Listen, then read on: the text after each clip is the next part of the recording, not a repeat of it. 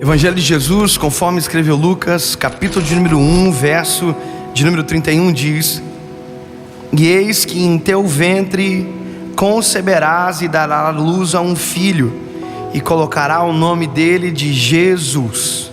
Este será grande, e será chamado Filho do Altíssimo.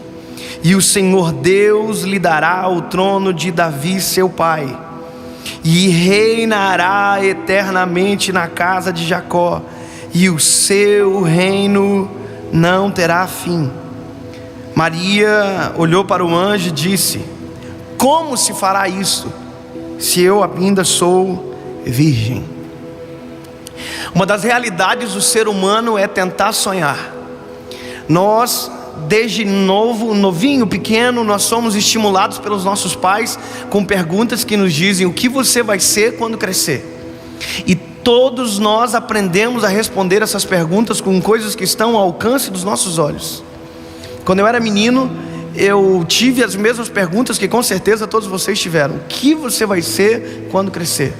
E as minhas respostas eram diversas, e elas foram amadurecendo e crescendo, mas nunca saíram do meu campo de visão. Ou seja, eles sempre tiveram dentro da minha limitação, daquilo que eu conhecia, daquilo que eu sabia. Quando eu era novinho, eu me lembro que um dia nós estávamos numa loja, e a minha mãe olhou para mim e falou para a moça, dizendo assim: olha, presta atenção no que ele vai dizer. E a minha mãe olhou para mim e disse: filho, fala para a moça o que você vai ser quando crescer. E eu disse para ela: mãe, eu quero trabalhar na Tupi. A Tupi é uma empresa de Joinville, eu sei que todos vocês sabem, mas talvez quem assiste e está assistindo não.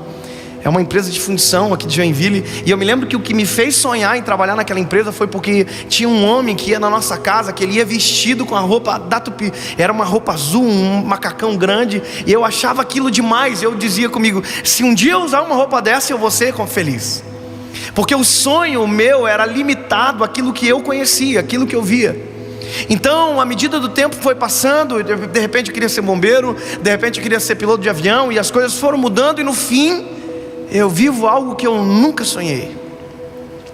E a prova de que o sonho é limitado à nossa realidade foi um dia que eu estava dentro da minha casa, e eu descobri que quem morava embaixo era um jovem de 17 anos, que acordava 3 horas da manhã para trabalhar, fazendo e formando paver, aqueles tijolinhos para colocar no chão.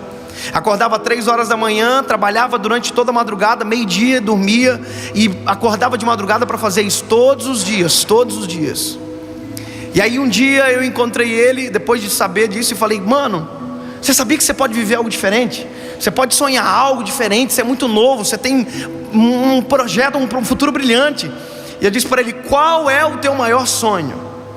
Eu pensei que eu ia poder dar um caminho para ele viver aquele sonho. E ele disse para mim: olha, o meu sonho é trabalhar de caminhoneiro. E eu disse para ele: e ser dono de um caminhão? Ter uma empresa? E ele falou: não, só ter a carteira registrada e trabalhar dentro de um caminhão, eu vou ser feliz. E essa é a realidade do ser humano. Por isso que quando Deus apresenta a realidade dele para nós, o nosso primeiro impacto é dizer: não combina comigo, é incompatível. Quando o anjo Gabriel entrou na casa de Maria, Maria era apenas uma menina, quanto qualquer outra menina da Palestina, que não tinha nenhuma visão de algo bom para o futuro. As mulheres eram segregadas, não tinham o mesmo valor naquela época. E de repente um anjo entra na casa dela e diz que ela vai ter um filho, e que o filho dela seria o rei, iria tomar o reino de Jacó, seria um futuro extraordinário. Então isso para Maria é algo que não combina com a realidade dela. E a primeira coisa que Maria diz para o anjo é algo que nós sempre dizemos para o Senhor quando algo maravilhoso vem sobre nós: Deus, isso não tem nada a ver comigo. Deus, eu sou muito pequeno. Deus, isso não dá. Quando você olha para Jeremias, Deus falando com Jeremias, dizendo que ele profetizaria para a nação, ele diz: Senhor, mas eu ainda sou uma criança. E essa é a realidade que nós sempre apresentamos para o Senhor. O Senhor apresenta uma realidade que é incompatível, e nós apresentamos uma realidade que é a nossa, racional, limitada. E a primeira coisa que a gente precisa entender é que quando Deus projeta algo para mim e para você, não combina comigo e com você. Se o projeto vem de Deus, ele nunca vai combinar comigo e com você, porque se combinasse com a gente seria fraco, teria problema, teria debilidade. Tudo aquilo que Deus planeja para nós, na verdade, combina com Ele. E é por isso que nós sempre vamos nos sentir perante os planos de Deus insuficientes, inadequados, incompatíveis. E quando Maria recebe a visita do anjo, o anjo não diz apenas qualquer coisa, ele diz que ela teria o nosso Salvador. E isso é o mais extraordinário. Jesus, antes de ser o nosso Salvador, foi a promessa de Deus para a vida de alguém. Antes dele nos salvar, ele salvou a realidade de alguém comum. Antes dele mudar a nossa história, ele mudou a história de uma mulher chamada Maria. Maria é digna do nosso respeito porque ela ouve uma palavra que é a primeira vez que surge na Bíblia. Quando o anjo Gabriel chega na casa dela, ele olha para ela e diz: salve agraciada.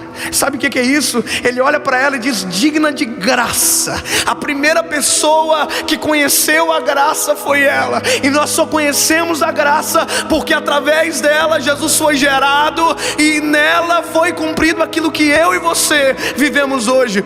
Antes de qualquer coisa, Jesus foi a promessa de Deus para a vida de alguém. E isso é muito maluco de entender.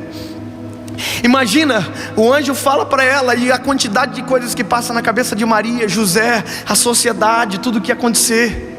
E aí ela diz a impossibilidade daquilo se realizar. E quando ela apresenta a impossibilidade, o anjo Gabriel olha para ela e diz: ei Maria, dá uma olhada para Isabel. Ela não era estéril? Aí parece que eu vejo Maria fazendo assim. Era. E qual mês de gestação que ela está?